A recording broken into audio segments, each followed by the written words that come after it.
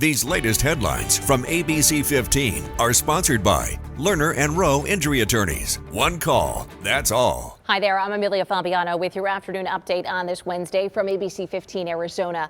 Developing right now, a crash igniting a car and semi and leaving another in a canal.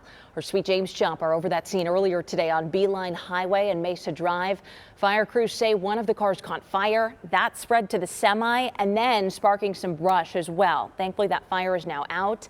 Southbound lanes of Highway 87 have been closed. We are working to get an update on any injuries.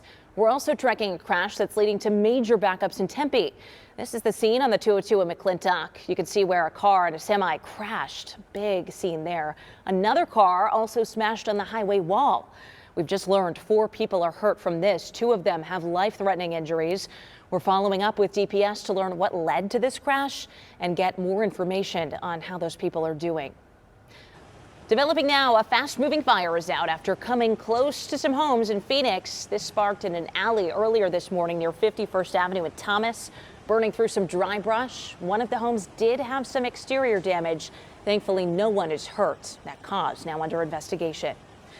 Well, impairment may be to blame for this deadly crash in Phoenix. We brought you this breaking news this morning when a pickup hit another truck near 35th Avenue in Grand. Phoenix police tell us a man was in the back of the box truck working in a construction area when that crash happened. Police say they processed the driver of the pickup truck for possible impairment. That area is now back open to traffic. The first plea agreement has now been made in the Preston Lord case. William Hines has pleaded guilty to manslaughter in the 2023 beating death of the East Valley teenager. Preston was attacked, leaving a Halloween party in Queen Creek and died a few days later. The factual info read by his attorney said Hines kicked Preston at least one time. According to the agreement, Hines will not serve more than 21 years behind bars. His sentencing is May 2nd.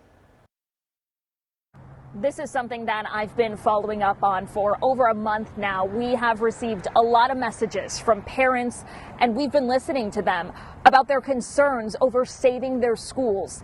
And at last night's board meeting here at the district office, they voted not to vote. They said that they needed more information before they could make this huge decision. Closing these 2 schools will disenfranchise so many. Many will just leave the district. They will leave education altogether. There's no guarantee that kids leaving your school will be going to other Phoenix L schools. I think we should build a committee of families and educators that are most impacted by these closures.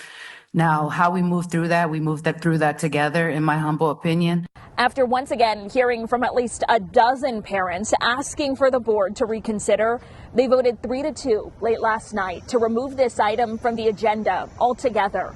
So that means that Hurd Elementary and Dunbar Elementary will stay open for now. But right now, we don't have any information on if or when closing these schools will go back up for a vote.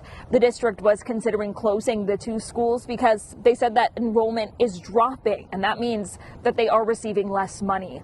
It is a big issue that we continue to track at other schools all across the valley, like Mesa and Tempe Union, who say that their hands are tied with a lack of funding, forcing them to cut dozens of positions for next school year. So here at ABC 15, we will continue to follow up on this once some sort of community committee is created and they're able to make that final decision. In the meantime, we are seeing a lot of students and these families caught in the middle because there is still some uncertainty on what will happen come next school year.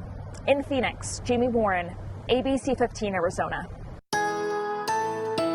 With your most accurate forecast on this Wednesday, I'm meteorologist Jorge Torres. Temperatures will be climbing later this afternoon, close to 80 degrees. I'm forecasting a high of 79. Either way, these highs will be above average for the early part of March. But we're starting off with temperatures on the mild side at 8 o'clock in the morning in the 50s and in the 70s later on today. A mild day across the high country as well, with highs in the mid-50s for Flagstaff, 60s along the rim toward Heber and Show Low, 70s as you head toward southern parts of the state from Globe to Graham County, close to 80 along the I-10 corridor, and a couple of spots in the 80s today, including Gila Bend and Quartzsite too.